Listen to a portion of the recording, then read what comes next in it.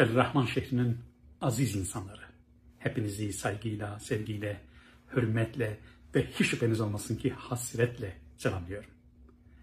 Değişimin vakti geldi. Hani derler ya, terazinin rahtı ve her şeyin bir vakti vardır. İşte vakit artık değişim vaktidir. Urfa Büyükşehir Belediyesi'nden ilçe belediyelerine kadar, yani Siverek'inden Hilvan'ına, Viranşehir'inden Harran'ına, Akçakalesi'ne, Halfetisi'nden Bozova'sına, Bilecik'ine, Surucu'na kadar, Eyüpiyesi'nden Karaköprüsü'ne, Halilyesi'ne kadar, Urfa bir bütün olarak, Urfa halkı bir bütün olarak hizmeti, büyük hizmeti hak ediyor. Büyük hizmet için büyük bir değişime ihtiyaç var. Emaneti haramzadelerden alıp 7 eminlere verme vakti gelmiştir.